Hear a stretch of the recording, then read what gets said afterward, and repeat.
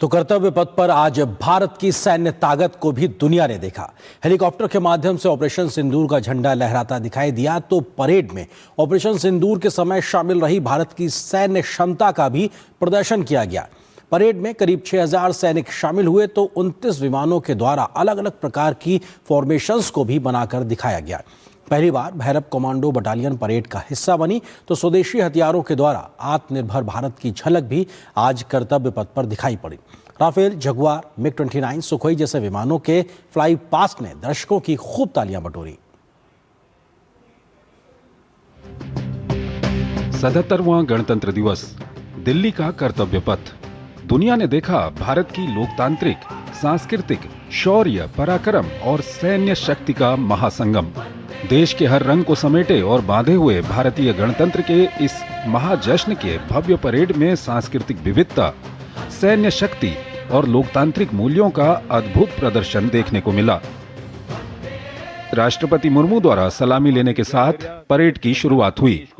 Parade का नेतृत्व parade commander lieutenant general Bhavnish Kumar ने किया, जो दिल्ली क्षेत्र के general officer commanding in chief हैं। ब्रह्मोस और S-400 मिसाइलों जैसी हथियार प्रणालियों के उपयोग के साथ ऑपरेशन सिंदूर के संचालन को दर्शाने वाले एक कांच के आवरण वाले एकीकृत परिचालन केंद्र ने कर्तव्य पथ पर खूब तालियां बटोरी।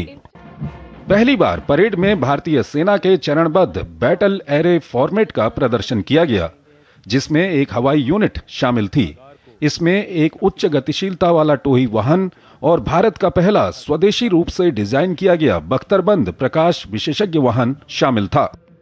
हवाई सहायता प्रदान करने के लिए स्वदेशी ध्रुव एडवांस्ड लाइट हेलीकॉप्टर और इसका सशस्त्र संस्करण रुद्र प्रहार फॉर्मेशन में युद्ध के मैदान को आकार देने का प्रदर्शन कर रहा था। इसके बाद लड़ाकू दस्ते T-90 भीष्म और मुख्य युद्धक टैंक अर्जुन के साथ ही अपाचे AH-64E और प्रचंड लाइट कॉम्बैट हेलीकॉप्टरों के हवाई समर्थन के साथ सलामी मंच पर दिखे।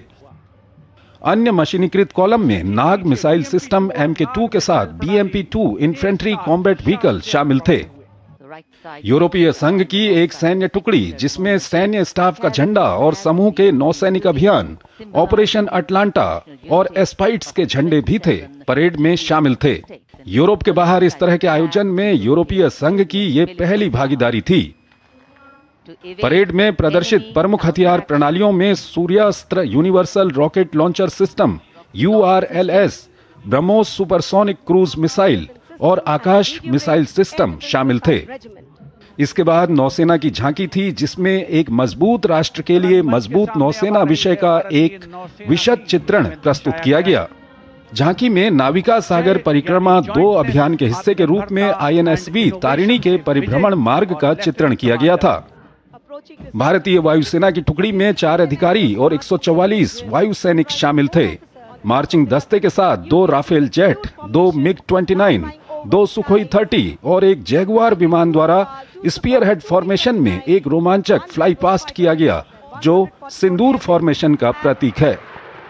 रक्षा अनुसंधान एवं विकास संगठन DRDO ने अपनी हाइपरसोनिक ग्लाइड मिसाइल LRASHM का प्रदर्शन किया।